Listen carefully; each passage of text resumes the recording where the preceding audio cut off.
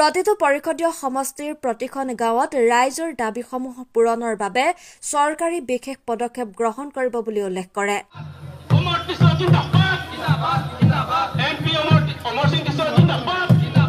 ৰাইজে নিজৰ গাঁৱৰ সমস্যাসমূহ চৰকাৰক অৱগত কৰে।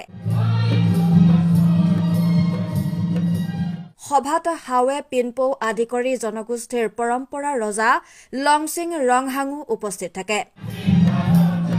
পশ্চিম কাৰ্বি আংলঙৰ সকলো পৰিষদীয় সমষ্টিতে অনাগত দিনত কাৰ্বি পৰিষদে কেন্দ্ৰীয় আৰু ৰাজ্য চৰকাৰৰ আৰ্থিক সহযোগত জনকল্যাণমুখী আঁচনি ৰূপায়ণৰ আশ্বাস দিয়ে জনপ্ৰতিনিধিসকলে।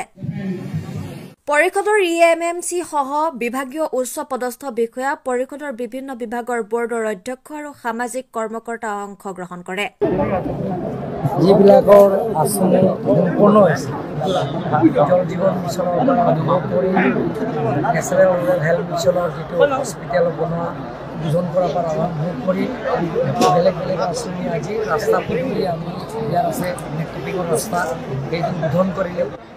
তাৰ বাহিৰেও আজি কাৰ্বি আংলং অট'নমাছ কাউন্সিলৰ পৰা যিটো আমি কাৰ্যসূচী ৰাখিছে যে প্ৰত্যেক MC সমষ্টিত ২৬টা সমষ্টিত সমান্তৰাল হিচাপে ডেভেলপমেণ্ট কাম যাতে পূৰণ হয় সেইটো কাৰ্যসূচী আমি আলোচনা কৰি আজি এই কাৰ্যসূচীৰে পতা হৈছে।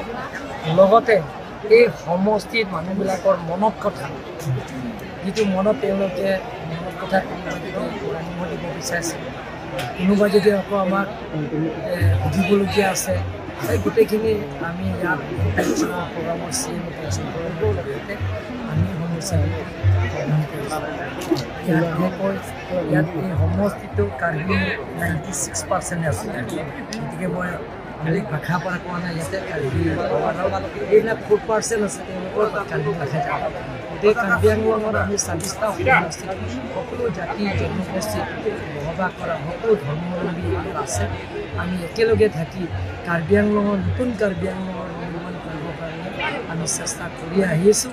তাৰ কাৰণে প্ৰত্যেক MC সমষ্টিত আমি সেই ইণ্টাৰেকশ্যন প্ৰগ্ৰামটো আমি কৰিছোঁ। ব্যুৰ' ৰিপৰ্ট, দৈনিক অগ্ৰদূত ডিজিটেল।